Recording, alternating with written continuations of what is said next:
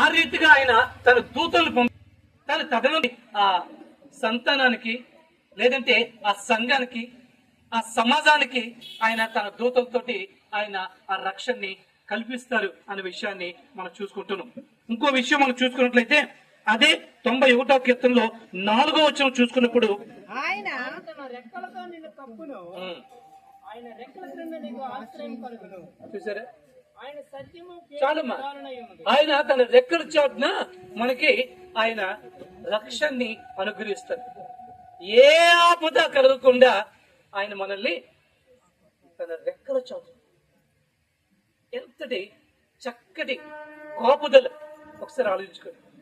ఈ లోకంలో అది లేకేగా మనం ఇబ్బంది పడుతున్నది, దాని కొరకే కదా మనం తాపత్రయపడుతున్నది.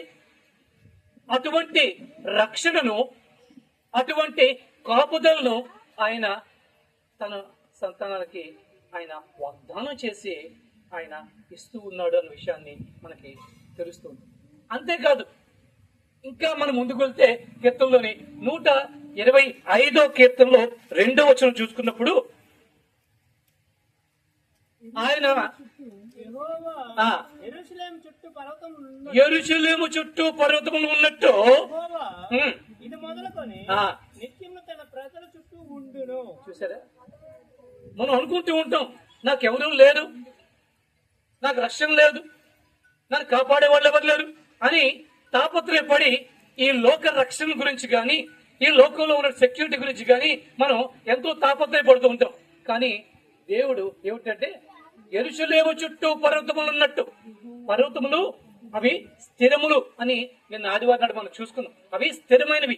అటువంటి స్థిరమైన రక్షణను మనకి ఆయన అనుగ్రహిస్తాడు. మనకి అని నేను అంటున్నానని చెప్పి అనుకోవద్దు. ఆమెను బట్టి ఆమె పిల్లలకి కాదు, ఆమె సంఘానికే కాదు, ఆమె సమాజానికి కూడా అటువంటి రీతిగా ఆ యొక్క సహాయాన్ని ఆయన అందించి మళ్ళీ ముందుకు నడిపిస్తూ ఉన్న దేవుడు ఆయన. ఇకపోతే ఇంకా మనం చూసుకుంటే 85వ కీర్తనలో 9వ వచనం చూడండి. 85వ కీర్తనలో 9వ వచనం, ఆయన రక్షణ సమీపముగా ఉన్నదన్న విషయాన్ని కూడా అక్కడ రాయబడుతుంది. చూడండి, మహిమ నివసించినట్లు ఆయన రక్షణ ఆయనకు భయపడే వారికి సమీపముగా ఉన్నది. చూసారా, ఎవరైతే ఆయన ఎందుకు భయభక్తులు, ఆ భయభక్తులు ఎక్కడి నుండి వచ్చాయి? మన పూర్వీకులు వచ్చి, అంతేగా. ఆ పూర్వీకులు ఆ యొక్క యథార్థత, ఆ యొక్క నీతి పరివర్తన వీరికి రక్షణ వలయంగా ఉండి వారికి కాపుదల్ని ఇస్తున్నది అనే విషయాన్ని కూడా మనం గమనిస్తూ ఉన్నాం. కాబట్టి ఈరోజు మనం తెలుసుకోవాల్సిందంటే ఏ విషయంలో కూడా మనం చింతించవలసిన అవసరం లేదు, భయపడవలసిన అవసరం లేదు. దేవుడు తన అభయాన్ని మనకిచ్చి మనల్ని ముందుకి ధైర్యంగా వెళ్ళాలని ప్రోత్సహిస్తున్నాడు.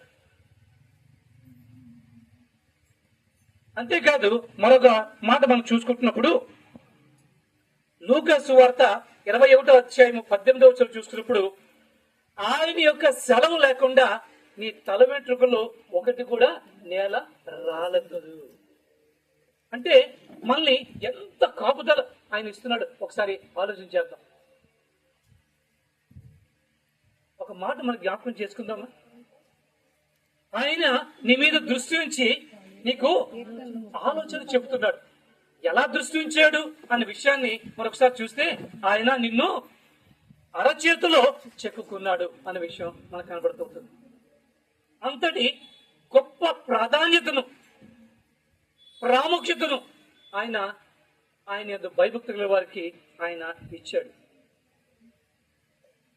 ఆయన ఆజ్ఞలు పాటిస్తున్న వారికి 14 తరముల వరకు కూడా ఆయన తన యొక్క ఆశీర్వాదాన్ని ఆయన నిలుపుతాడు.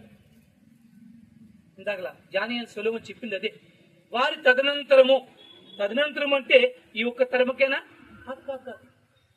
14 తరముల వరకు కూడా ఆయన తన యొక్క ఆశీర్వాదాన్ని ఏమాత్రం కూడా వెనుకంజ వేయకుండా ఆయన ఇస్తాడు. ఈ రీతిగా తన కాపుదల్ని ఈ యొక్క కుటుంబానికి దేవుడు అనుగ్రహిస్తున్నాడు. కొనసాగిస్తాడు. కాబట్టి ధైర్యంగా మనం ముందుకు వెళ్తూ వారి గురించి దిగులు పడవలసిన అవసరం లేదు. ఇవన్నిటికీ మూలం ఏమిటంటే ఆమె యొక్క యథార్థ నీతివంతమైన ప్రవర్తన. అది దేవుడు ఆమెకి ఇచ్చిన వరం. ఈ లోకంలోని ఈ లోక విషయాలు ఇవన్నీ కూడా వ్యామోహం చెంది ఏమి కూడా అవి కోరుకోలేదు. నాకు దేవుడు ఉంటే చాలు అని తను అనుకున్నది. ఆ దేవుడి గురించే జీవించింది. ఆ సమయంలో కొన్ని ఇబ్బందులు వచ్చినప్పుడు కూడా ధైర్యంగా ఎదుర్కొని ఒంటరిగానైనా కొనసాగడానికి ఇష్టపడింది, కానీ దేవుణ్ణి విడిచిపెట్టడానికి. అంటే దేవునికి ఎంతటి ప్రాధాన్యత ఇచ్చింది అన్న విషయాన్ని మరొకసారి జ్ఞాపకం చేసుకుందాం. ఈ రీతిగా ఎవరైతే దేవునికి ఇష్టలుగా ఉంటారో, ఎవరి ప్రవర్తన అయితే దేవునికి ప్రీతికరముగా మారుతుందో, దేవుడు వారి శత్రువులు సైతం కూడా వారికి మిత్రులుగా మారుస్తాడు. శత్రువులే లేనప్పుడు ఇంకా సంతోషమేగా. అటువంటి సంతోషకరమైన జీవితాన్ని దేవుడు ఆ బిడ్డలకి ఇవ్వడానికి సిద్ధపడి ఉన్నాడు. ఈ రోజు మనం జ్ఞాపకం చేసుకుంది ఏంటంటే ఆవిడ జీవితంలో ఆమె యొక్క ప్రవర్తన, దాని ఫలితమే ఈరోజు వారికి ఆశీర్వాదాలు, మనకి ఆశీర్వాదాలు. కాబట్టి ఆమె వల్లే మన జీవితాలు కూడా మనం మన పిల్లలకి ఆస్తులు అంతస్తులు ఇవ్వకపోయినా మన ప్రవర్తన బట్టి వారికి తరతరాలుగా తరగని ఆ ఆస్తిని ఇస్తే, ఆ కాపుదలను ఇస్తే, ఆ రక్షణని ఇస్తే అంతకు మించి వేరే ఆశీర్వాదం అక్కర్లేదు. ఈ రీతిగా ఈరోజు ఆమె ప్రవర్తన జ్ఞాపకం చేసుకోవడం మన కర్తవ్యం. మనకి ఒక మార్గం వేసి, మార్గం చూపించి, ఇదిగో ఈ బాటలో నడవండి అని చూపించి ముందుకు వెళ్ళింది. కాబట్టి ఈరోజు మనం ఈ విషయాన్ని జ్ఞాపకం చేసుకుంటున్నాం. ఇవన్నీ కూడా ఎందుకు మనం మాట్లాడుకుంటున్నాం అంటే కేవలం ఈ కుటుంబానికి మాత్రమే కాదు, కానీ రేపు పొద్దున్న మన కుటుంబాలు, మన తరతరాలు కూడా దేవుళ్ళలోని ఎదుగుతూ ముందుకు వెళ్ళాలని. అందుకే మన పాత నిబంధన గ్రంథంలో చూస్తున్నప్పుడు చెప్తూ ఉన్నారు, దేవుని యొక్క ధర్మశాస్త్రాన్ని నీవు నీ పిల్లలకి ఇంట్లో కూర్చున్నప్పుడు, లేచినప్పుడు, ఇంట్లోకి వచ్చినప్పుడు, బయటకు వెళ్ళినప్పుడు ప్రతిసారి కూడా వారికి నేర్పుతూ ఉండాలి. మనం నేర్పకపోతే మన తర్వాత తరాలకి ఎవరు నేర్పుతారు?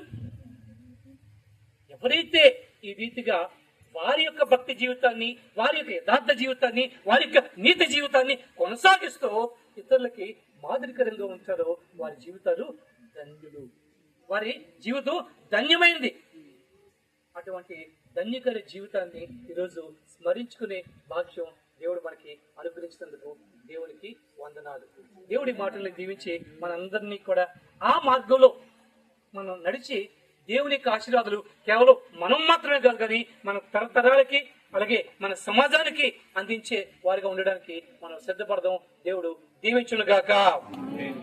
ఈ సమయంలో మన సురేష్ రెడ్డి ఎక్కడ? సురేష్ అక్కడ లేడా? ఏమ్మా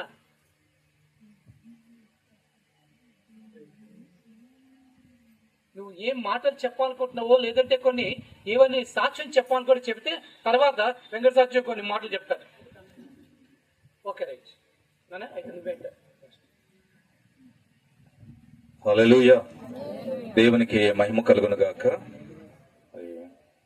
నా తోటి దైవజనులకి, అలాగే సంఘానికి, సమాజానికి, ఇక్కడ వీధుల్లో ఉన్న కుటుంబస్తులకి, బంధుమిత్రులకి ప్రభువైన యేసుక్రీస్తు నామములో మీకు అందరికీ శుభములు కలుగును గాక. మరి ఈ సమయానికి మనకి కార్యక్రమం అయిపోవాలి. మనది ఎప్పుడు కూడా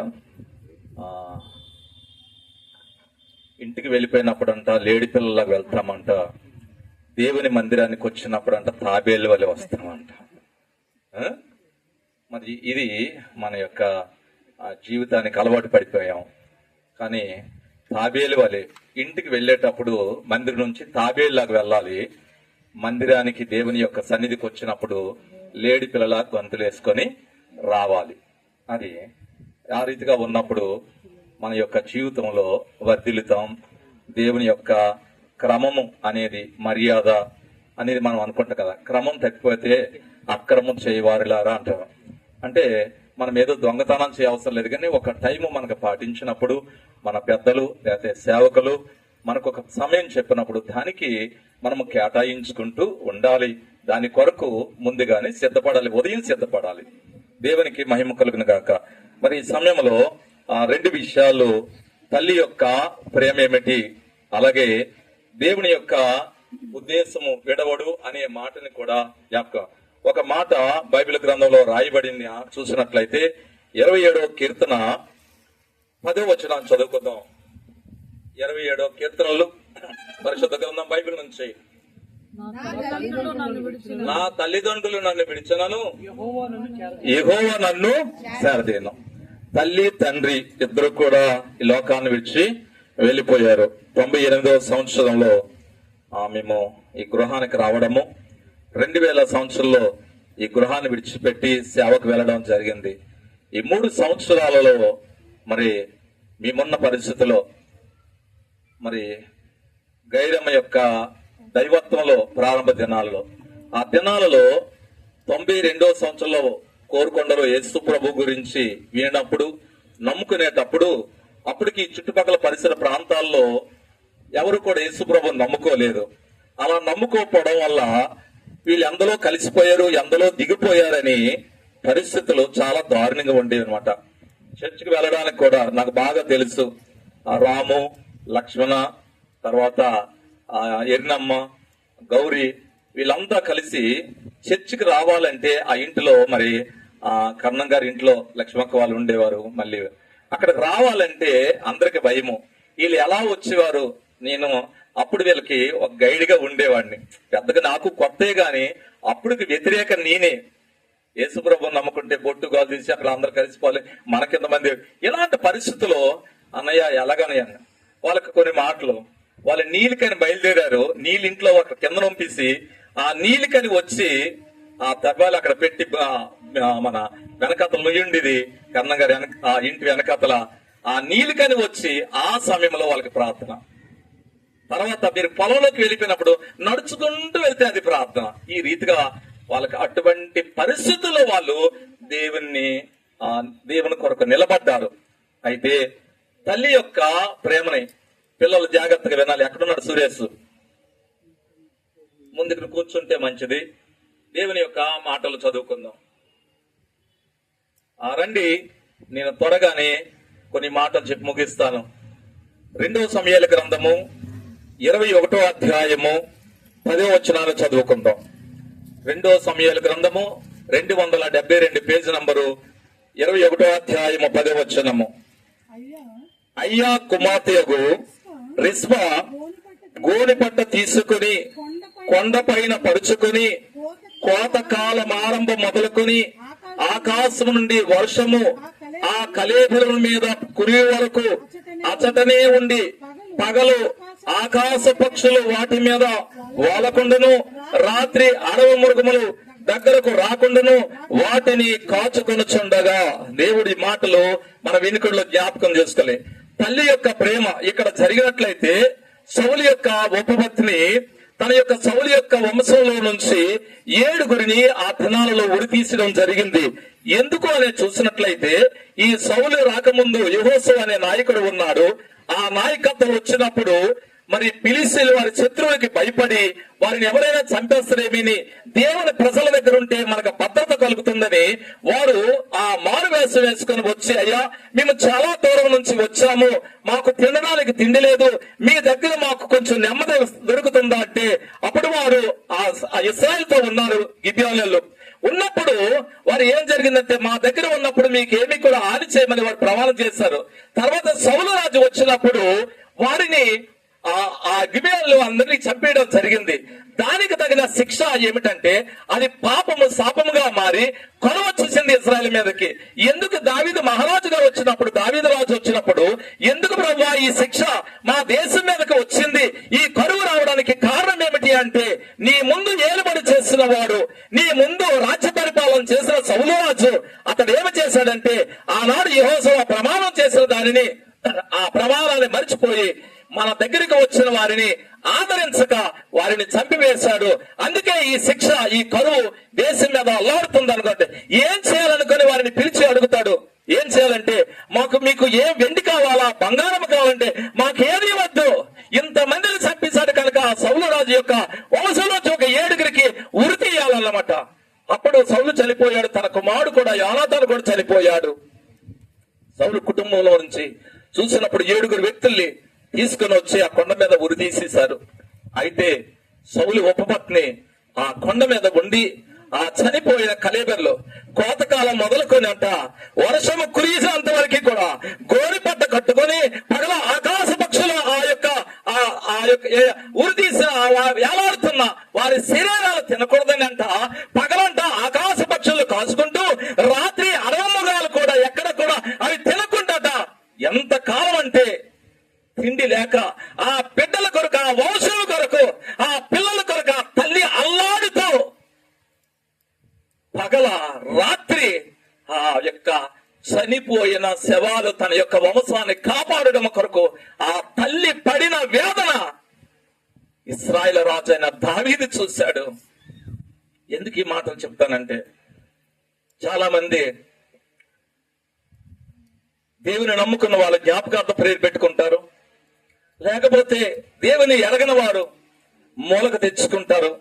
పితరులు చనిపోయిన వారిని జ్ఞాపకం చేసుకోవాలని. ఏమిటి జ్ఞాపకం చేసుకోవాలి?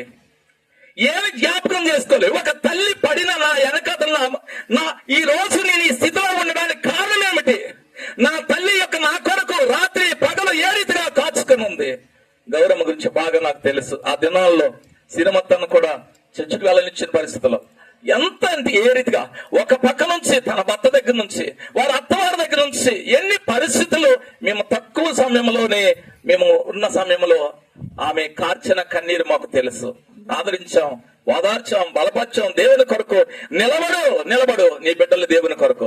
ఆమె ఒకటి ఆస్తులు సంపాదించి బిడ్డలకి ఇవ్వలేదు కానీ తన దేవుడిని సంపాదించి వారికి దేవుడిగా ఇచ్చింది. హల్లెలూయా, హల్లెలూయా. ఒక దైవజనుడు అంటాడు, నువ్వు ఎంత సంపాదిస్తావు అంత సంపాదించు, ఎంత దాచుకుంటావు అంత దాచుకో, నీవు చనిపోయే లోపల నీ ప్రభుని నీ బిడ్డలకు గాని ఇవ్వకపోతే వారు కన్ను మూసిన మరుక్షణమే నరకములో వాళ్ళు కాలుతూ ఉంటారు. నువ్వు సంపాదించిందంతా నువ్వు వారికి ఏమి కూడా ఇచ్చి దాని నుంచి వారిని రక్షించలేవు కనుక గౌరమ్మ మరి ఆస్తులు సంపాదించలేదేమో కానీ తన దేవుని సంపాదించుకోగలిగింది. అందుకే నా తల్లిదండ్రులు నన్ను మరిచినా యెహోవా నన్ను సేరదీయునని దావీదు మహారాజు చెప్తున్నాడు. ఈరోజు తల్లి తండ్రి మనల్ని కూడా విడిచిపెట్టి వెళ్ళిపోతారు. అందరూ కూడా వెళ్ళిపోతారు, ఒకరు ముందు ఒకరు వెనక. కానీ దేవుడు మాత్రం అంటాడు, యుగ సమాప్తం వరకు నేను నీకు తోడై ఉన్నానన్నమాట. ఒక తల్లి యొక్క జ్ఞాపకార్థ ప్రేరు ఏమిటి అంటే నా తల్లి నా కొరకు పడిన శ్రమ ఏమిటి, నా కొరకు నా తల్లి ఎదురు చూసిన ఆమె యొక్క ఆశలు ఏమిటి, ఆశయము ఏమిటి, అది జ్ఞాపకం చేసుకుంటే తల్లి యొక్క ఆమె ఆత్మకి మనం శాంతి ఇవ్వచ్చు. మనం ఇవ్వలేము కానీ ప్రభు సమకూరుస్తాడు. ఆమె ఏదైతే ఈ భూమి మీద చూడకుండా వెళ్ళిపోయిందో, ఏదైతే ఆమె చెయ్యాలనుకోయిందో, ఏదైతే చూడాలనుకోయిందో అది తన బిడ్డలు ఆ దేవుని కొరకు నిలబడి ఈ భూమి మీద ఆమె ఆశని ఆమె వదిలిపెట్టిన జీవితాన్ని కొనసాగిస్తే అదే జ్ఞాపకార్థం.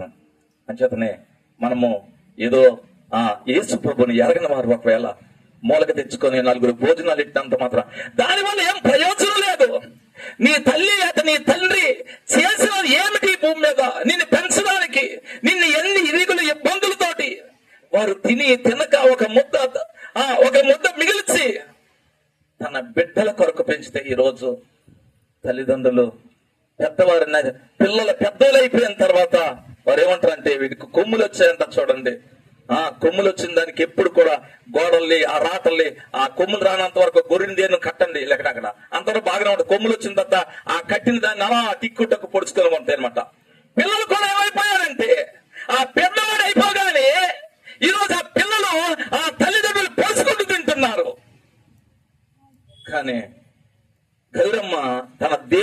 కలిగింది కనుక ఆ భయం భక్తితో ఈ రోజు వారు దేవుని కొరకు ఈ భూమి మీద నిలబడ్డారు. ఈ రోజు మనకు తెలుసు, మన గ్రామంలో అవ్వచ్చు, మన కుటుంబాల్లో అవచ్చు, మన బిడ్డలు లేకపోతే బయటకు వెళ్తే వచ్చిన తర్వాత మన బిడ్డలు ఎలా ఉన్నారు, ఎవరికి భయపడి నువ్వు చెప్పగలుగుతున్నావా? చెప్పలేము మన పిల్లల గురించి. వారు ఎక్కడికి వెళ్తున్నారు, ఏం చేస్తున్నారు, ఎవరి భయం లేదు వాళ్ళకి. ఎందుకంటే మనకు దేవుని భయం లేదు కనుక పిల్లలకి ఏం భయం వేస్తాము. కానీ గైరమ్మ దేవునికి భయపడింది, తన బిడ్డలకు ఆ భయం నేర్పింది.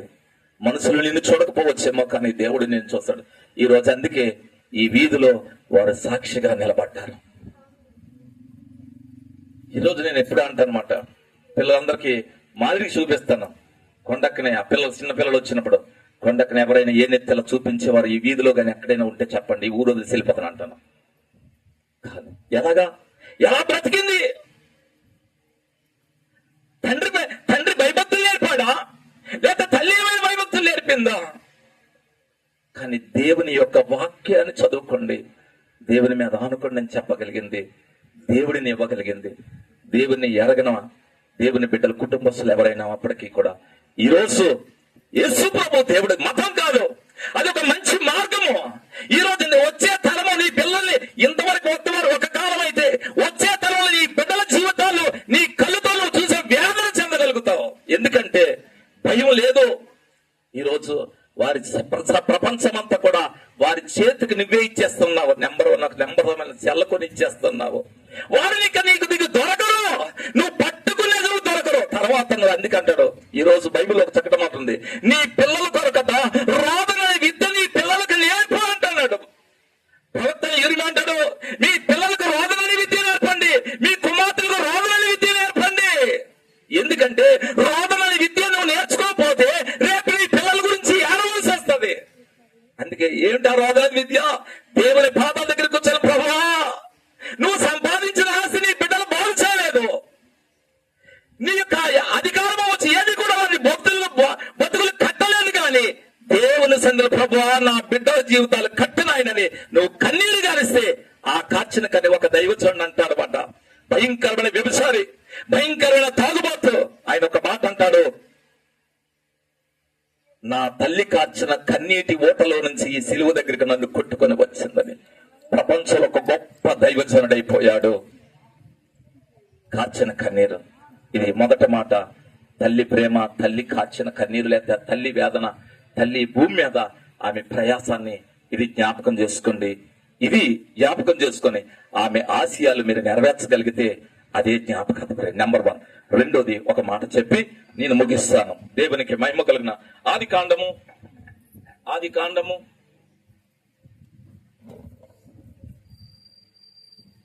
26వ అధ్యాయము, ఆది కాండము 26వ అధ్యాయము నేనే చదువుతాను. అబ్రహాము దినములో 26వ అధ్యాయం మొదటి నుంచి, అబ్రహాము దినములో వచ్చిన మొదటి కరువు గాక మరి ఒక కరువు ఆ దేశముకు వచ్చును. అప్పుడు ఇస్సాకు గెరారాల్లో ఉన్న ఫిలిష్తీయుల రాజైన అబీమెలెకుకు వెళ్ళును. అక్కడ యెహోవా అతనికి ప్రత్యక్షమై, నీవు ఐగుప్తునకు వెళ్ళక నేను నీతో చెప్పు దేశమందు నివసించుము, ఈ దేశమందు పరవాసి అయి ఉండుము, నేను నీకు తోడయుండి నిన్ను ఆస్వాదించుతున్న ఏలయనగా నీకును నీ సంతానమునకును ఈ దేశమును ఇచ్చి నీ తండ్రి అయిన అబ్రహాముతో నేను చేసిన ప్రమాణమును నెరవేర్చి ఆకాశ నక్షత్రం వల్ల నీ సంతానమును విస్తరింపజేసి ఈ దేశముల నీయు నీ సంతానమునికి ఇచ్చిదని నీ సంతానం వలన సమస్త భూలోకమును లోని సమస్త జనులు ఆశ్రయించబడుతురు. ఏలయనగా అబ్రహాము నా మాట విని నేను విధించిన దాని ఆజ్ఞలను, నా కట్టడలను, నా నియమములను గైకొనని చెప్పును. ఒకనొక దినము అబ్రహాం అనే వ్యక్తి మనలాగే అతడు కూడా తన యొక్క కుటుంబంలో, వంశంలో వ్యవసాయం చేసుకున్న ఒక మంచి కుటుంబస్తులు. దేవుడు పిలిచాడు. పిలిచిన వెంటనే నీ బంధువులు, నీ దేశాన్ని అందరూ కూడా విడిచిపెట్టి రా అనుకునేటప్పుడు అతను వచ్చేసాడు మాట్లాడుకుంటా. 100 సంవత్సరాలు అయిపోయింది, ప్రభువా నాకు పిల్లలు లేరు, ముసలైపోయింది. ఆ ముసలమ్మ కూడా, ఇద్దరు కూడా ఆలోచన కలిగి ఉన్నారు, ఇంత సంపద ఆస్తి ఇచ్చా ప్రభువా, 100 సంవత్సరాలు అయిపోయింది, పిల్లలు లేరంటే అప్పుడు ఆయన అంటాడు, నీకు ఈ భూమి మీద ఆకాశ నక్షత్రం అంతా ఇస్తాను అంటాడు. ఎవడైనా నమ్ముతాడండి 100 సంవత్సరాల తర్వాత? కానీ అబ్రహాం దేవుడు నమ్మాడు. అతనికి ఇంకా డౌట్ వచ్చి తెల్లవారు లేచి కూడా ఆ రాత్రి ఆకాశ చూపించాడు. పొద్దున్న లేచి ఆ సముద్రం తీసుకెళ్ళాడు. ఇదేమిటి అన్నాడు, ఇసుక అన్నాడు, లెక్కించాడు. ఎలా ప్రభావ లెక్కిస్తాను, ఎంతమంది సంతానం ఇస్తాడు. దేవునికి మహిమ కలిగిన చూడక నమ్మిన వారు ధన్యులట. యేసుప్రభుని ఈ రోజు చూసి నమ్మడం కాదండి, చూడక అబ్రహాము నమ్మాడు, అతను ధన్యుడిగా దేవుడు దీవించేశాడు. అయితే అతని దినాలలో 100 సంవత్సరాల తర్వాత ఒక కొడుకు పుట్టాడు, అతని పేరు ఇస్సాకు. యవన కాలం వచ్చింది, తల్లి చచ్చిపోయింది, తల్లి చనిపోయింది, తండ్రి ముసలివాడు, పెళ్లి జరిగింది. తర్వాత 20 సంవత్సరాలు 40 సంవత్సరాల పెళ్లి అయింది. 20 సంవత్సరాల తర్వాత 60 సంవత్సరాలకి నాలా కలవలో ఇద్దరు పుట్టారు. పుట్టిన తర్వాత అతడు తండ్రి చనిపోయాడు, తల్లి యవన కాలంలో చనిపోయింది, తల్లి లేదు తండ్రి లేదు, పరాయి ప్రాంతంలో ఉన్నాడు. పరాయి ప్రాంతంలో భయంకరమైన కరువు వచ్చిందంట. ఆ కరువు సమయంలో ఏం చేయాలనుకున్నాడు, ప్రభువా ఏం చేయాలి, మా తండ్రిని పిలిచావు, ఆయన నిన్ను నమ్ముకున్నాడు, ప్రాంతానికి వచ్చాడు. నా తల్లి యవన కాలంలో చనిపోయింది, ఇప్పుడు నా తండ్రి లేడు, నేనేం చేయాలి ప్రభు అంటే, ప్రభా రాత్రి మాట్లాడుతున్నాడు ఆ దినము, ఇదిగో నేను ఇదే స్థలంలో నిన్ను ఆశ్రయిస్తాను, నువ్వు ఎక్కడికి వెళ్ళిపో అవసరం లేదు, నువ్వు ఐగుప్తుకి వెళ్ళి తిరిగి వెళ్ళకు, ఈ స్థలంలోనే ఉండు అన్నాడు. రాయబడిన మాటలు, అబ్రహాము నా మాట వినాడు, దేవుని మాట విన్నాడు. వినిన తర్వాత అదే స్థలంలో ఉంటే కరువు దినాలలో అదే సంవత్సరంలో ఇస్సాకు నిమిత్తము దేవుడు ఆకాశ వర్షాలు భూమి మీద పంపించాడు, వర్షం పడింది. ఆ సంవత్సరం అట 100 పంట. హల్లెలూయా, దేవునికి మహిమ కలుగును గాక. 2011లో నేను మిషన్ 14 సంవత్సరాల మిషనరీగా పనిచేసి వదిలిపెట్టాను. దేవుడు మాట్లాడు, నువ్వు ఎక్కడి నుంచో వచ్చావు, తిరిగి ఆ ప్రాంతానికి వెళ్ళాడు, ఈ ప్రాంతానికి వచ్చాను. దేవుడు మాట్లాడుతున్నా.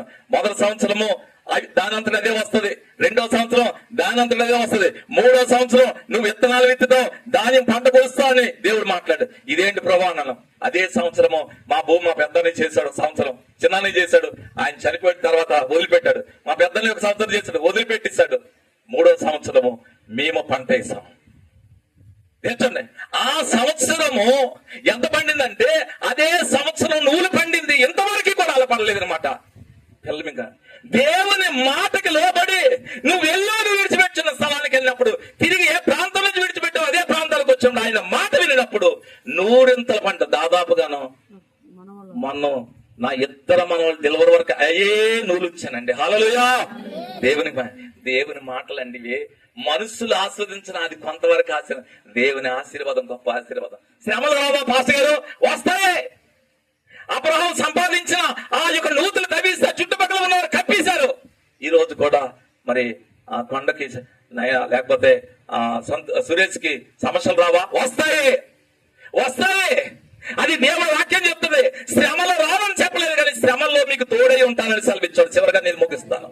శ్రమల్లో వారు నిలబడితే దేవుడు అన్నాడు, ఇంకా వారిని చివరి మాట చెప్తాను. అదే అధ్యాయము చూడండి, అదే మాటలు, దేవుని యొక్క మాటలు మనం చూసినట్లయితే 24వ వచనం మనం చదువుదాం. ఆ రాత్రి యెహోవా అతనికి ప్రత్యక్షమై, నేను నీ తండ్రి అయిన అబ్రహాము దేవుడును, నేను నీకు తోడయ్యున్నాను కనుక భయపడకము, నా దాసుడైన అబ్రహామును బట్టి నిన్ను ఆస్వాదించి నీ సంతానమును విస్తరింప చేస్తుందని చెప్పును. అక్కడే అతడు ఒక బలిపీఠమును కట్టించి యెహోవా నామమున ప్రార్థన చేసి తన గుడారము వేసును. అప్పుడు ఇస్సాకు దాసులు అక్కడ బావి తవ్విరి. చివరికి ఇక్కడ దేవుని యొక్క మాటలు మనం చూసినట్లయితే మరొక మాట, అబ్రహాము దేవుడిని నేను నీ తండ్రి అయిన దగ్గర నీ తల్లి అయిన రాసుకోండి. మీరిద్దరు కూడా అలాగే చదవండి. నా బైబిల్లో నేను అలా రాసుకుంటాను, యాకోబు అనే దగ్గర నా పేరు రాసుకుంటాను, అలా చదువుతాను. ఈ రాత్రి కాల సమయం మందు దేవుడు మాట్లాడుతున్నాడు.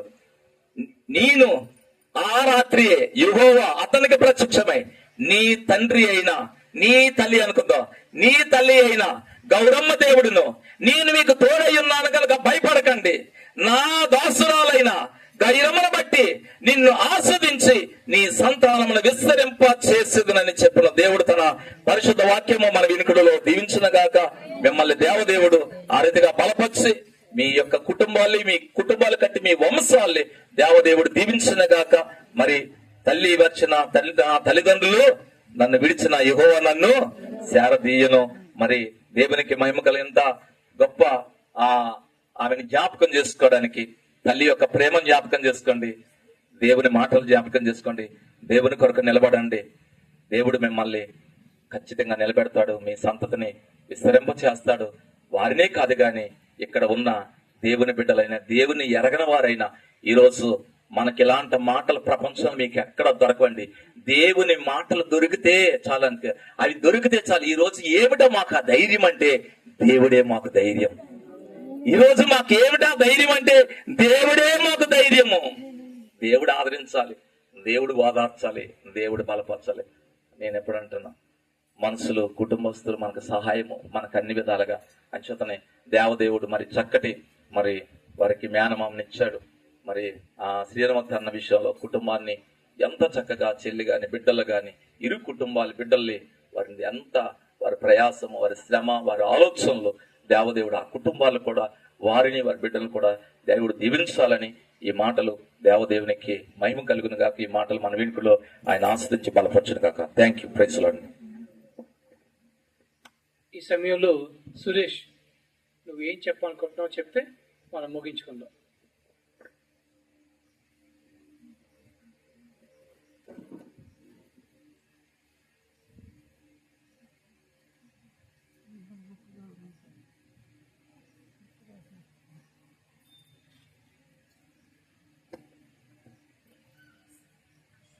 ప్రభువైన యేసుక్రీస్తు నామంలో మనందరికీ సమాధానం కలుగును గాక. మా ఆహ్వానాన్ని మన్నించి వచ్చిన మీ అందరికీ ప్రభు పేరిట ధన్యవాదాలు తెలియజేస్తా ఉన్నాను. ఇప్పటి వరకు మీకు ఆదరణ కలిగించే విషయాలు ఆల్రెడీ మీకు చెప్పారని నేను నమ్ముతున్నాను. అయితే నా వైపు నుంచి నేను ఒక పాట పాడుతాను, అదేవిధంగా ఒక మాట చెప్తాను. మనందరికీ ఆదరణ కలుగులాగిన ఒక పాట, ఒక మాట. మొదటిగా పాట, సర్వోన్నతుడా నీవే నాకు ఆశ్రయ దుర్గము. సర్వోన్నతుడా నీవే నాకు ఆశ్రయ దుర్గము. ఎవరు లేరు నాకు ఇళ్ళలో, ఎవరు లేరు నాకు ఇళ్ళలో, ఆదరణ నీవేగా, ఆనందము నీవేగా, ఆదరణ నీవేగా, ఆనందము నీవేగా. సర్వోన్నతుడా నీవే నాకు ఆశ్రయ దుర్గము. సర్వోన్నతుడా నీవే నాకు ఆశ్రయ దుర్గము.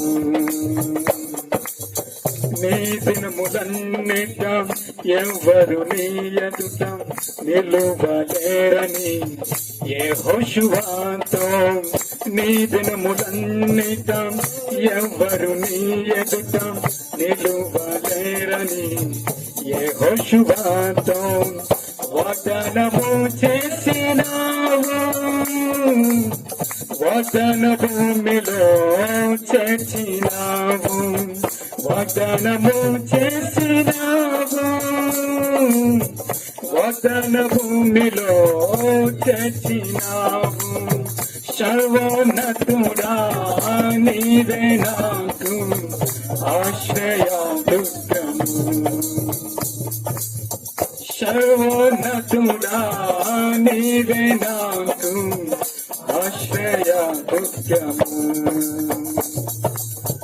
నిందల పాలై నిత్య నిబంధన నీతో చేసిన దానియేలుకు, నిందల పాలై నిత్య నిబంధన నీతో చేసిన దానియేలుకు, సింహాసనమిచ్చినావు, సింహాల నోళ్ళను మోసినావు, సింహాసనమిచ్చినావు, సింహాల నోళ్ళను మోసినావు. సర్వోన్నతుడా నీవే నాకు ఆశ్రయ దుర్గము. సర్వోన్నతుడా నీవే నాకు ఆశ్రయ దుర్గము. నీతి కిరీటము దర్శనముగా దర్శించిన పరిశుద్ధ పౌలకు నీతి కిరీటము దర్శనముగా దర్శించిన పరిశుద్ధ పౌలకు విశ్వాసము కాచినావు జయ జీవితము ఇచ్చినావు విశ్వాసము కాచినావు జయ జీవితము ఇచ్చినావు సర్వోన్నతుడా నీవే నాకు ఆశ్రయ దుఃఖము సర్వోన్నతుడా నీవే నాకు ఆశ్రయ దుఃఖము ఎవరు లేరు నాకు ఇలాలో ఎవరు లేరు నాకు ఇలాలో ఆనందము నీవేగా ఆదరణ నీవేగా ఆనందము నీవేగా ఆదరణ నీవేగా సర్వోన్నతుడా నీవే నాకు ఆశ్రయ దుఃఖము సర్వోన్నతుడా నీవే నాకు ఆశ్రయ దుఃఖము సర్వోన్నతుడా నీవే నాకు ఆశ్రయ దుఃఖము. హల్లెలూయా. పాట అయింది. ఇప్పుడు మాట ఒక మాట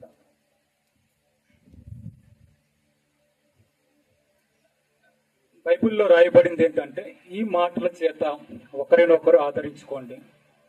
ఏ మాటల చేత అని చూసినట్లయితే ఏ మాటలైతే మనకు ఆదరణ కలిగిస్తాయో ఆ మాటల చేత మనం ఒకరినొకరిని ఆదరించుకోవాలి. సో విషయం ఏంటంటే మాట ఏంటంటే పుట్టినవారు గిట్టక మానరు.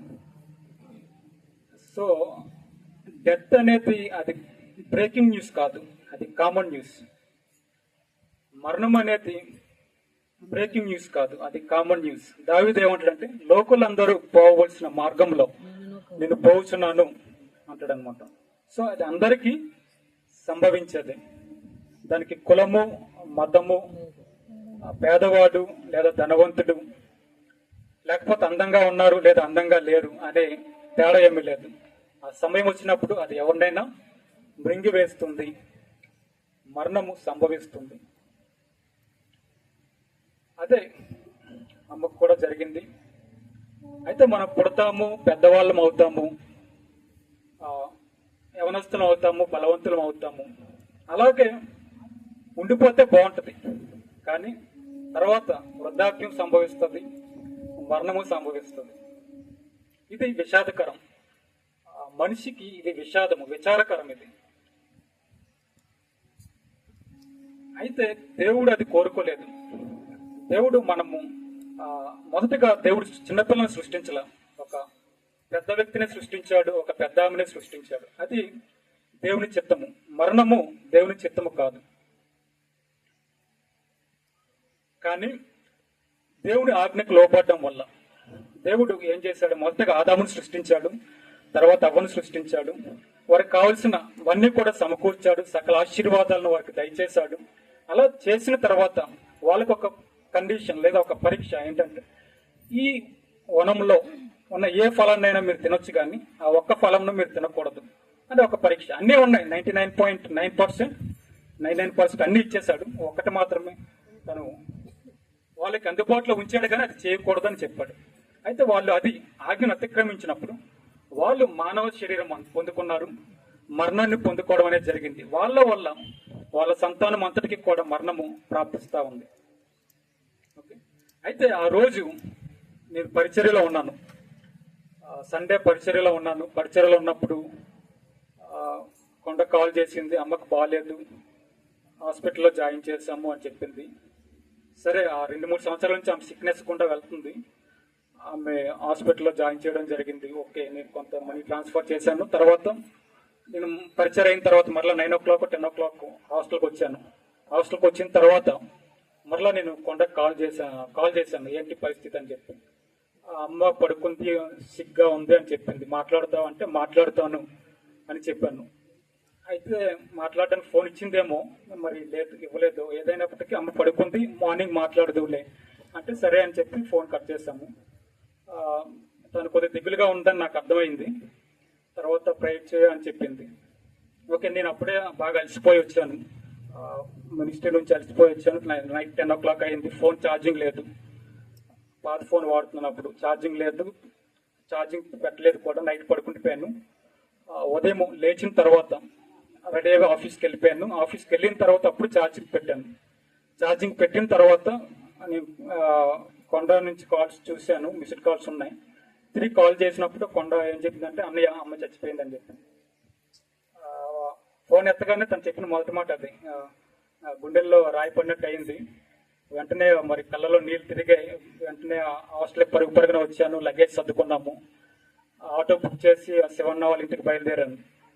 ఆటో దిగిన తర్వాత ఆటో వెనకాల ఒక మాట ఉంది ఏంటంటే go to home, mother is waiting for you అని రాసింది అక్కడ. ఆటో చదివాను. ఓకే, బయలుదేరాము. తర్వాత వాళ్ళ ఇంటికి వెళ్ళిన తర్వాత తను క్యాబ్ బుక్ చేశాడు ఎయిర్పోర్ట్ వరకు. తర్వాత టికెట్స్ బుక్ చేశాడు. ఫ్లైట్లో వైజాగ్ వరకు వచ్చాము. అక్కడి నుంచి మళ్ళీ కారు తొందరగా దొరకలేదు. మళ్ళీ కారు బుక్ చేసుకున్నాము. బుక్ చేసుకొని ఇక్కడికి రాగలిగాము సమయానికి. వచ్చిన తర్వాత నేను అమ్మ దగ్గరికి వెళ్ళాను. వెళ్ళిన తర్వాత ఆమె ఒక్క సెకండ్ కళ్ళు తెరిచి నవ్వినట్టుగా అనిపించింది నాకు. మరి అది ఆమె నిజంగా అది జరిగిందో లేకపోతే నాకు అలా అనిపించిందో కానీ ఒక్క బ్లింక్ అంటారు చూసారు, అట్లా ఒక్క క్షణం అంటారు చూసారు, ఆ క్షణంలో ఆమె ముందు నిలబడ్డాను. ఒక క్షణంలో కళ్ళు తెరిచినట్టు నవ్వినట్టు అనిపించింది. మరలా వెంటనే పోయింది. మరి నేను చూద్దాము ఏంటి అంటే టెస్ట్ చేద్దామా అంటే ఇంతమంది మరణాన్ని నిర్ధారించారు. సరే, మరి నేను చూడలేదు ఇంకా, ఇంకెందుకని చెప్పి ఇంతమంది చెప్పిన తర్వాత ఇంక చూడలేదు. సరే, ఆ తర్వాత చివరి కార్యక్రమాలన్నీ కూడా నేను పాల్గొనడం, దగ్గర నుంచి చేయడం జరిగింది. ఇది ఈ జీవితంలోంచి ఒక 3 విషయాలు నేను చెప్తాను. గతంలో కొన్ని విషయాలు నేను చెప్పాను, కానీ ఈ సమయంలో మరికొన్ని విషయాలు మీతో పంచుకోవాలని ఆశపడతా ఉన్నాను. మొదటి విషయం ఏంటంటే ఆమె కాపాడుకుంది. రెండో విషయం ఏంటంటే ఆమె విడిచిపెట్టింది. మూడో విషయం ఏంటంటే కాపాడుకుంది, విడిచిపెట్టింది, సిద్ధపడింది. మొదటిగా కాపాడుకుంది. ఏంటి కాపాడుకుంది అంటే ఆమె గౌరవాన్ని కాపాడుకుంది. అంటే ఆమె గత 2-3 సంవత్సరాల నుంచి సిక్ అవుతుంది తరచుగా. కొన్నిసార్లు ఆమె నోటి వెంట మేము మాట విన్నాం ఏంటంటే చచ్చిపోతే బాగుండు అనే మాట ఆమె నోట్లోంచి విన్నాం. కొన్నిసార్లు ఆమె విన్నాము కానీ మేము స్పందించలేదు. ఆ మాట అంటే ఆమెకున్న కష్టం ఏంటో ఆమెకు తెలుసు, మనకు తెలియదు. ఆమె కష్టాన్ని బట్టి ఆమె మాటను ఆమె నోట్లోంచి వచ్చి ఉండొచ్చు, కానీ మేము స్పందించలేదు. కానీ ఆమె సహజ మరణాన్నే పొందుకుంది. ఆమె గౌరవాన్ని కాపాడుకుంది, మా గౌరవాన్ని కాపాడింది. ఇంకా రెండో విషయం ఏంటంటే ఆమె విడిచిపెట్టింది. ఏం విడిచిపెట్టిందంటే ఆస్తిని విడిచిపెట్టింది ఎంతో కొంత. ఆమె పెద్దగా విద్యావంతురాలు కాదు, ఉద్యోగస్తురాలు కాదు. యవన కాలం నుంచే ఒక విడోగా తను ఉంది. వైధవ్యాన్ని తను యవన కాలం నుంచి అనుభవించిన పరిస్థితి. అయినప్పటికీ మాకు అప్పులను విడిచిపెట్టలేదు. అప్పులు లేవు, అప్పులే మాకు విడిచిపెట్టలేదు. తను ఎంతో కొంత ఆస్తినే మాకు విడిచిపెట్టింది. ఇంకా మూడో విషయం ఏంటంటే ఆమె సిద్ధపడింది. ఎలా సిద్ధపడింది అంటే మరణం కొరకు సిద్ధపడింది. ఆమె ఏదో అకస్మాత్తుగా జరిగిపోలేదు. విచ్చలవిడిగా జీవిస్తూ మరణించిన ఆమె కాదు. ఆమె ఎప్పటి నుంచి నేను చాలా సంవత్సరాలుగా ఆమె నోటి విన్న మాట ఏంటంటే మేము మరణిస్తే పరలోకానికి వెళ్తాము అనే మాట నేను పలుమార్లు విన్నాను అనమాట ఆమె నోటి నుంచి. చాలా సార్లు ఆమె నోటి నుంచి వచ్చిన మాట ఏంటంటే నేను చచ్చిపోతే మేము పరలోకానికి వెళ్తాం అనే మాట ఆమె నోట్లోంచి నేను తరచుగా వింటూ ఉండేవాడిని. ఇంకో రకంగా ఎలా సిద్ధపడిందంటే నేను ఆమె హాస్పిటల్లో జాయిన్ చేయడానికి ముందు కొన్ని రోజుల ముందు నేను కొండకు ఫోన్ చేసినప్పుడు ఆమె నా ఫోన్ ఎత్తిన తర్వాత కొండ ఉంది, శాంతమ్మ ఉంటే ఉండొచ్చు, మరి కొంతమంది ఎవరు ఉన్నారేమో చుట్టూ తరచుగా ఉంటూ ఉంటారు, వాళ్ళందరూ కలిసి మాట్లాడుతూ ఉంటారు. అప్పుడు నా ఫోన్ ఎత్తగానే ఎప్పుడు లేని విధంగా సురేష్ అని సురేష్ అని మాట్లాడుతున్న తొందరగా రా అని పిలిచింది అనమాట కొండని. కొండ రాలేదు. కొండ రాకపోతే తర్వాత వస్తుందిలే అని చెప్పి తను మాట్లాడింది. అంటే తను ఏంటంటే తను సిద్ధపడింది. తన బాధ్యత ఏంటో తనకు తెలుసు. తన మరణం కొరకు తను సిద్ధపడింది. అంటే నార్మల్గా కొండకి మాట్లాడతావా అంటది, లేదా మాట్లాడుతాను అంటాను, లేదంటే వద్దులే అని చెప్తాను. ఆ రోజు స్పెషల్గా తను పిలిచింది. సురేష్ అని తొందరగా రా అని తను పిలిచింది. తను రాకపోవడం చూసి సరే తర్వాత వస్తుందిలే అని చెప్పింది. ఓకే, తను ఏంటంటే సిద్ధపడింది తన మరణం కొరకు. అది తన జీవితంలో ఉన్న ప్రత్యేకత ఏంటంటే చాలా మంది మరణం కొరకు సిద్ధపడరు. నచ్చినట్టుగా జీవించి నచ్చినట్టుగా చనిపోతారు, కానీ ఆమె మరణం కొరకు సిద్ధపడింది. తన బాధ్యతను కూడా అప్పచెప్పాలి అనే ఆ బాధ్యత అనే ఉంది ఆమెకి. ఈ 3 విషయాలు నేను పంచుకోవాలని ఆశపడ్డాను. మొదటగా ఆమె కాపాడింది, తర్వాత విడిచిపెట్టింది, తర్వాత సిద్ధపడింది. మరణము అనేది ఉంది. కొన్ని మాటలు చెప్పాను ఏంటంటే, మనం పుడతాము, పెద్దవాళ్ళు అవుతాము, శారీరకంగా బలవంతులు అవుతాము, జ్ఞానవంతులు అవుతాము, అలాగే ఉండిపోతే బాగుంటుంది. కానీ అది జరగదు. వృద్ధాప్యం సంభవిస్తుంది, తర్వాత మరణిస్తాము, చనిపోవడం అనేది జరుగుతుంది. మరణము అనేది లేకపోయినట్లయితే, లేదా మరణము తర్వాత నరకము పరలోకం అనేది లేకపోయినట్లయితే మనిషికి భగవంతుడు అవసరం లేదు. మతం అవసరం లేదు. బతికిన రోజులు ఆనందంగా బతికితే చాలు అని మనిషి అనుకుంటాడు. కానీ మరణం తర్వాత నరకము పరలోకం అనే కాన్సెప్ట్స్ ఎప్పుడైతే వచ్చాయో మనిషికి ఆ శక్తికి మించింది అయిపోయింది అది. అప్పుడు మనిషి దేవుని వైపు చూడడం ప్రారంభించాడు. అయితే ఆదాము అవ్వ చేసిన పాపమును బట్టి మనిషి తన నార్మల్ ఈ క్షయమైన శరీరాన్ని పొందుకున్నాడు. తను పాపం ద్వారా మరణాన్ని జయించలేక చనిపోతా ఉన్నాడు. అటువంటి పరిస్థితి నుంచి విడిపించాలి అని చెప్పి యేసుక్రీస్తు భూమి మీదకి వచ్చాడు. ఏ మనిషి అయితే పాపం చేసి మరణాన్ని కొని తెచ్చుకున్నాడో అదే మనిషిగా దేవుడు భూమి మీదకి వచ్చి పాపము లేకుండా జీవించి ప్రజలందరి కొరకు రక్తము చిందించి లోకరక్షకుడుగా రక్తము చిందించి మరణించి సమాధి చేయబడి 3వ రోజున తిరిగి లేచి ఏ మరణం అయితే మనుషులందరినీ మింగేస్తుందో ఆ మరణాన్ని జయించి ఆయన పరలోకానికి వెళ్ళిపోవడం జరిగింది. ఆయన ఏం చెప్పాడు అంటే, ఎవరైతే నన్ను నమ్ముతారో, ఏదైతే ఈ త్యాగాన్ని నేను చేసిన త్యాగాన్ని ఎవరైతే నమ్ముతారో వాళ్ళకి ఆ త్యాగము అన్వయించబడుతుంది. నేను మీ కొరకు శిక్షించబడ్డాను అని ఎవరైతే నమ్ముతారో వారికి మరలా శిక్షించబడవలసిన అవసరం లేదు. ఎవరైతే దాన్ని నమ్మరో వారికి మరలా శిక్ష అనేది ఉంటుంది. కాబట్టి ఎవరైతే యేసుక్రీస్తుని నమ్ముతారో వారి పాపం నిమిత్తం ఆల్రెడీ ఆయన శిక్షించబడ్డాడు, కాబట్టి మరలా వాళ్ళు శిక్షించబడవలసిన అవసరం లేదు. వారి పాపం నిమిత్తం ఆయన రక్తం చిందించాడు, కాబట్టి కోళ్ళ రక్తం అవసరం లేదు, ఎడ్ల రక్తం అవసరం లేదు. ఆయన రక్తము ద్వారా మనిషికి పాప క్షమాపణ కలుగుతుంది. సర్వలోక పాప నిమిత్తము రక్త ప్రోక్షణం ఆవశ్యకం, తద్రక్తం పరమాత్మేన పుణ్యదాన బలియాగం. సర్వలోక పాపముల కొరకు రక్తం చిందించబడాలంటే అది పరమాత్మని రక్తమే అవ్వాలి. పరమాత్మని శరీర రూపంలో వస్తేనే రక్తం చిందించడం సాధ్యమవుతుంది. కాబట్టి ఆయన శరీర రూపంగా భూమి మీదకి వచ్చాడు, మనందరి కొరకు రక్తం చిందించాడు. అంతేకాకుండా ఆయన ఏమంటాడంటే, ఎవరైతే నన్ను నమ్ముతారో వారికి నేను పరలోకాన్ని ఇస్తాను అనే మాట ఆయన అంటా ఉన్నాడు. చివరిగా నేను కొన్ని మాటలు చదివి ముగిస్తాను.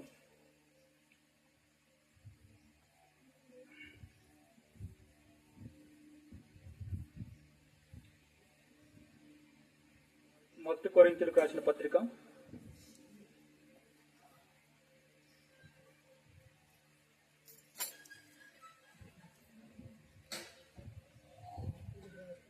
1 Corinthians 15th chapter 53 verse 2. మొదటి కొరింథీయులు 10వ అధ్యాయము 53వ వచనం నుంచి నేను చదువుతున్నాను, జాగ్రత్తగా వినే ప్రయత్నం చేయండి. క్షయమైన ఈ శరీరము అక్షయతను ధరించుకొనవలసి ఉన్నది, మత్స్యమైన ఈ శరీరము అమర్త్యతను ధరించుకొనవలసి ఉన్నది. ఈ క్షయమైనది అక్షయతను ధరించుకున్నప్పుడు, ఈ మత్స్యమైనది అమర్త్యతను ధరించుకున్నప్పుడు విజయమందు మరణము మృంగివేయబడును అని వ్రాయబడిన వాక్యము నెరవేరును. ఓ మరణమా నీ విజయం ఎక్కడ? ఓ మరణమా నీ ముళ్ళు ఎక్కడ? మరణపు ముళ్ళు పాపము, పాపమునకున్న బలము ధర్మశాస్త్రమే. అయినను మన ప్రభు అయిన యేసుక్రీస్తు మూలముగా మనకు జయము అనుగ్రహించున్న దేవునికి స్తోత్రము కలుగునుగాక. ఏ మనిషినైతే మరణం మింగేసిందో అదే మనిషిగా దేవుడు భూమి మీదకి వచ్చి ఆ మరణాన్ని జయించి పరలోకానికి వెళ్ళిపోయిన దేవునికి స్తోత్రము కలుగునుగాక. ఆయన నమ్మిన బిడ్డలైన మనకు కూడా ఆయనకి పరలోకము ఆయన దయచేస్తాడు. అమ్మ పరలోకంలో ఉందని మేము నమ్ముతున్నాము. ఆ నమ్మకంతోనే ఈ చర్చలు కావచ్చు, ఈ ప్రార్థనలు కావచ్చు. అది లేనప్పుడు మనకు దేవుడు అవసరమే లేదు. సో మనిషికి దేవుడు కావాలి, ఆయన మనము నమ్ముదాము, యేసుక్రీస్తుని అంగీకరిద్దాము. చిన్న ప్రార్థన చేసి ముగిస్తాను.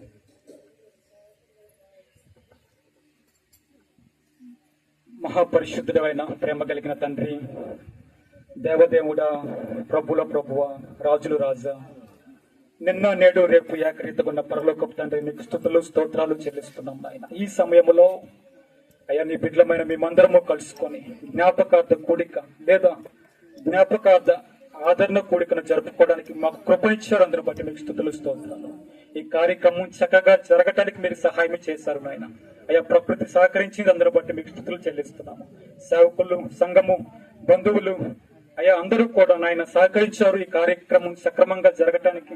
నాయన నీవు కృప చూపించావు, అందుని బట్టి నాయన నేను స్తుతిస్తున్నాము. నీ బిడ్డలను ఆశీర్వదించమని ప్రార్థిస్తున్నాము తండ్రి. అదేవిధంగా నాయన నీ బిడ్డలమైన మమ్మను ఆదరించమని అడుగుతా ఉన్నాం నాయన. అయ్యా ఒక మనిషిని మేము కోల్పోయినప్పుడు మా హృదయానికి బాధ కలుగుతుంది నాయన. మా బాధని నాయన అయ్యా మా తగిలిన గాయములు మాన్పి మమ్మల్ని ఆదరించి అయ్యా మా దుఃఖంలో నాట్యముగా మార్చమని ప్రార్థిస్తున్నాం నాయన. వాటిని జ్ఞాపకం చేసుకోవడానికి ఎవరి కాలంలో మీ కాపుదల భద్రతను దయచేసి ఒక మంచి వ్యక్తితో తన వివాహంలో జరిపించమని ప్రార్థిస్తున్నాము. కనికరించిన అయ్యా నీ బిడ్డని నన్ను జ్ఞాపకం చేసుకున్నాయన. అయ్యా కనికరించి కృపలో బలపరచు. వచ్చిన ప్రతి ఒక్కరిని జ్ఞాపకం చేసుకోండి ప్రభు. ఆయన సత్యమును గ్రహించి నిన్ను అంగీకరించడానికి యేసుక్రీస్తే దేవుడిని హృదయంలో అంగీకరించి నోటితో ఒప్పుకొని వారు రక్షించబడతారని నీ వాక్యంలో సెలవించావు నాయన. కనికరించు. ఏ హృదయాలు అయితే నిన్ను అంగీకరించడానికి సిద్ధంగా ఉన్నాయో ఆ హృదయాలను పట్టుకోమని ప్రార్థిస్తున్నాము నాయన.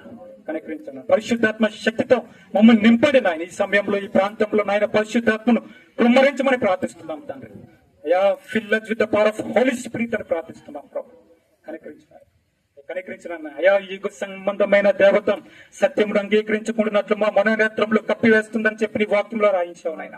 ఎవరైతే నాయన నిన్ను అంగీకరించడానికి సిద్ధంగా ఉన్నారో వారిని అపవాది మోసము చేయకుండా నాయన నీ రెక్కల చోటను భద్రపరచమని ప్రార్థిస్తున్నాం తండ్రి. కనికరించిన సమయంలో నాయన మా హృదయాలను ఆదరణతో నింపాయా. అయ్యా మా అమ్మ నాయన ఒక సొంత తల్లిగా నేను భావించాను అయ్యా. అందరికంటే ఎక్కువగా నేను భావించాను.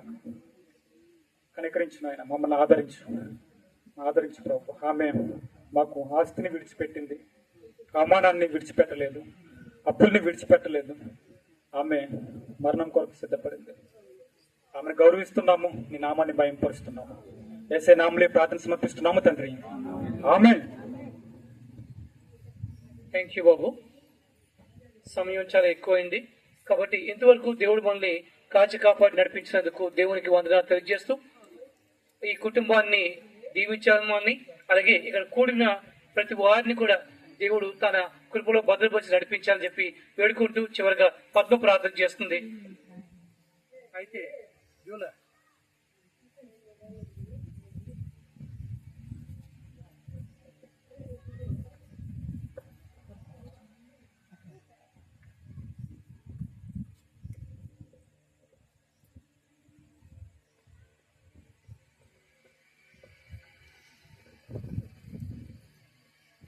ప్రార్థన చేసుకుందాము.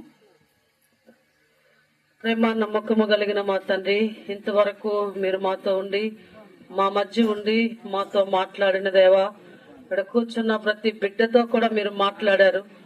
దేవుడు ప్రేమ అయి ఉన్నాడు. అవును ప్రభా, మమ్మల్ని ప్రేమించావు గనక పరలోక వైభవాన్ని విడిచిపెట్టి భూలోకంలో కొరకు నాయన భూలోకంలోకి వచ్చి మా అందరి కొరకు ప్రభా మరణించి తిరిగి లేచి మా కొరకు పరలోకమును సిద్ధపరచడానికి వెళ్ళి తిరిగి రాబోతున్న దేవా నీకు వందనాలు నాయన. నువ్వు తిరిగి రాబోతున్నావు గనక మేమందరము నిన్ను నమ్ముకొని నాయన నీ రాకడ కొరకు ఎదురు చూస్తూ ఉన్నాము. ఇంకా అనేక మంది నాయన మా బంధువులు, స్నేహితులు, రక్త సంబంధులు, మా గ్రామము కూడా నాయన నిన్ను తెలుసుకుని నువ్వు రక్షకుడు అని, పాపము నుండి శాపము నుండి విడిపించే దేవుడు అని తెలుసుకొని నీ రాకడ కొరకు ఎదురు చూచున్నట్లుగా ఇప్పుడు చెప్పబడిన మాటలన్నీ నాయన వాళ్ళ హృదయాల్లో ఫలింప చేయమని. అవును ప్రభా, యేసు ప్రభాని నీ నోటితో ఒప్పుకొని హృదయమందు విశ్వసించిన ఎడల నువ్వు రక్షించబడదు అని నీ మాటలు వాళ్ళ హృదయాల్లో ఫలింప చేయమని నీ నామములో ప్రార్థిస్తున్నా నాయన. ఒకప్పుడు నాయన ఇక గౌరి నాయన మమ్మల్ని ఆదరించి తన ఇంటిలో చేర్చుకొని సునేమిరాల వలె మమ్మల్ని నాయన నీ దాసుని కుటుంబాన్ని ఎంతగానో ప్రేమించిన నాయన ఆ బిడ్డను మీరు జ్ఞాపకం చేసుకున్నారు. నీ యందు విశ్వాసముతో నిద్రించి నీ సన్నిధిలో ఆనందిస్తుందని మేము నమ్ముచు మిమ్మల్ని స్తుతిస్తున్నాం. విడిచిన కుటుంబ రక్త సంబంధులకి బిడ్డలకి మీరు ఆదరిస్తారు నాయన. నిరీక్షణ లేని ఇతరుల వల్లే మేము దుఃఖపడకూడదని మీరు మాకు మాటలు రాయించి ఉంచారు నాయన. నిరీక్షణ కలిగి సురేష్ కొండ ఇంతవరకు నాయన నువ్వు ఉన్నావనే ధైర్యముతో వారు బ్రతుకుతూ ఉండగా ఇంకను వారిని ఆదరించండి, ధైర్యపరచండి. వారి భవిష్యత్తులో కట్టబడి వారు దీవించబడి ఇస్సాకుతో మాట్లాడిన దేవుడా ఆ రాత్రే మీరు మాట్లాడారు ప్రభా. అబ్రహాము దేవుడును నేను నీకు దేవుడుగా ఉన్నాను, అబ్రహామును బట్టి నేను నిన్ను దీవిస్తానని సెలవిచ్చిన దేవా నాయన. గౌరిని బట్టి బిడ్డలు మీరు దీవిస్తారు, రానున్న తరాలు మీరు దీవిస్తారని నమ్ముచ్చు మీకు వందనాలు చెల్లిస్తున్నాను. నాన్నకి ఇంతవరకు మాట్లాడిన దైవజనులను వారి కుటుంబాలను జ్ఞాపకం చేసుకోండి. పాటలు పాడి వాయించిన బిడ్డలను జ్ఞాపకం చేసుకోండి. ఇక్కడ కూర్చున్న ప్రతి బిడ్డను జ్ఞాపకం చేసుకోండి. దైవకమైన కార్యాలు మీరు జరిగిస్తున్నారు. విన్న ప్రతి హృదయమును మీరు తెరుస్తున్నారు ప్రభా. పరిశుద్ధాత్మ కార్యములు మీరు జరిగిస్తున్నందుకు మీకు వందనాలు చెల్లిస్తున్నాం. ఇంతవరకు నాయన మీరు ఇచ్చిన ఈ మంచి సమయాన్ని బట్టి మిమ్మల్ని స్తుతిస్తూ గణపరుస్తూ ముందున్న సమయాన్ని దీవెనకరముగా ఆశీర్వాదకరముగా జరిగించి మీ నామానికి మహిమ ఘనత ప్రభావాలు పొందుకోమని యేసయ్య అతి శ్రేష్టమైన నామములో స్తుతించి ప్రార్థించి గణపరిచి అడిగి వేడుకుంటున్నాం మా పరమ తండ్రి. ఆమేన్. అందరికి కూడా లేచి నిలబడదామా, ఆశీర్వాదం తీసుకుందాం.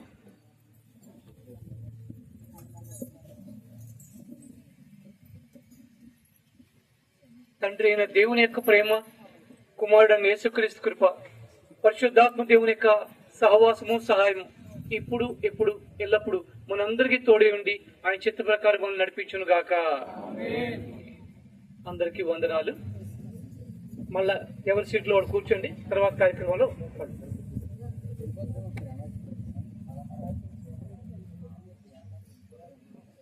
వెళ్ళొద్దు, ఉండని పలహారం ఉందా అని చెప్పమంటున్నాను.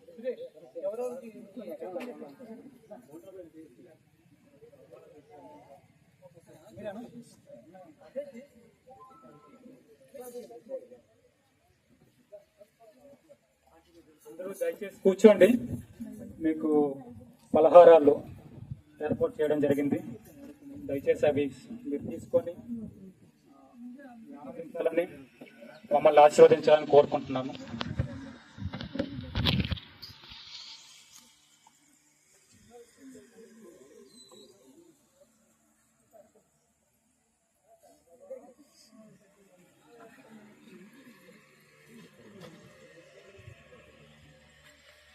ನೀವು ಜಾಸ್ತಿ ಉಂಡ ಜಾಸ್ತಿ